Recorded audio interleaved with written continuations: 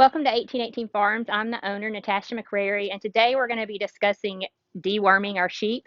And really, this will apply if you have goats also. Your flock is only going to be as healthy as you and your parasite control. And we're just going to talk a little bit about the type of dewormers that we use and why we use ones and at what point in the season, and also how we administer. We'll end up showing that also. So these are primarily the two dewormers that we use. The first one is going to be Valbasin, and it's more of a milky wormer. And this one we're only going to use when we're not breeding. This is really important. So one thing about this that they cover that Cidecton doesn't hit as well is liver flukes. But if you administer this to a ewe who is pregnant, it will cause them to abort. So it's very important that you remember that. The second dewormer that we use a lot is going to be Cidecton. And this is a clear wormer. I'm going to open it just so you can see. And these are both new bottles. What's the most important parasite that this one covers is going to be the barber pole. And I'm sure all of you guys have heard that. It's extremely deadly if this gets into your flock. Sheep especially are known to graze really, really close to the ground. And so what happens is, especially in the hot humid months that we have here, they graze close to the ground and they ingest the eggs or the parasites, and then this can cause a lot of damage in your flock. We don't, for lambs, we're going to deworm every month until they're 1 year old, and for the adults, it's every other month to 3 months, but we use what's called the Famacha method, and you can Google that. It's basically you're turning under the lower eyelid, and there'll be different colors that'll show that they have some type of parasite load. Like if it's very pink, that shows they're not going to be anemic and they're probably really great. And then if it gets the lighter and lighter and white, it means they probably have a parasite load. You can also send a stool sample to your vet and have it tested for the parasite load. But if you're just going to try and every day look at their eyelids, it's a great way, because the more you deworm, the more they can get resistant. And what's happening, especially with the barber pole worm, is the more and more you deworm, the more resistant it's becoming. And you have a problem once it gets into your flock to eradicate it. So these are the dewormers again, just to hit one more time: Cidecton, Valbasin. The other thing you're going to need is going to be a way to administer it. And we just use a simple, it's like a syringe that you put medicine in. And this one's older. You can see we've used it so long that you can the milliliters have kind of faded.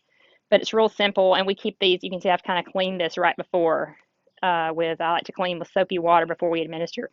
And what we're going to do in the next part of the video, once we get them into the position, we either use the deck chair, which we'll show you, or we just put them on their bottoms. And we're going to show really the best way for you to administer it so you don't worry about them aspirating and getting anything into their lungs. So we'll head over that way in just a second.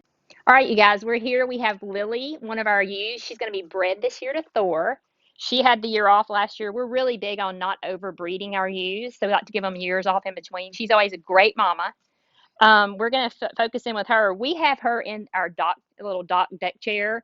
She's so comfortable. We're going to kind of zoom in. Like I said, you can lay them on their bottoms, but to me, this is so much more comfortable. It's made out of like a bungee. So they're kind of like they're in a hammock, but look how relaxed she is. She knows she's going to get a big treat. Look at her licking her lips. I think she can taste it already. So what we're going to do with the dewormer, for her, we're going to do Cidecton. We have it ready. I've already drawn this up in the syringe. It's ready. For her weight, she's going to get a little over 10 mils.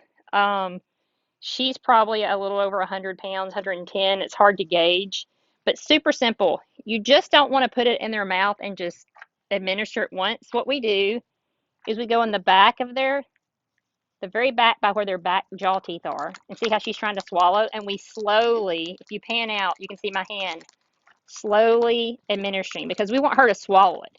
You never want to just push it in and then go so fast that it goes into their lungs and they aspirate. But you can see she's eating, drinking this right down. Like I said, you don't want to go too fast. And I'm kind of massaging her a little on the side. She's being such a good girl. Okay, so she's got it all. She's doing great. And that's it, you guys. So simple. But like I said, Cidecton, Valbasin, those are the two ones. We aren't big users of the Ivomect. It just doesn't seem to hit our parasites, but really simple. Get your schedule. I recommend you're going to keep a calendar and, watch what you're doing. One thing I did want to show you guys before you go, really, if I was going to be doing just the Famacha method and she wasn't going into breed, I probably wouldn't have even dewormed her because we're going to zoom in. Remember how I said you just turn the eyelid down? Her eyelids are pretty pink. She has great color in here. And so more than likely she doesn't have a parasite load, but I don't want to risk going into breeding that we haven't hit anything that could be there. So Google the Famacha method. And like I said, this is one of the most important things on the health of your sheep is to have a good parasite control schedule. Thanks for joining us. We'll see you next time.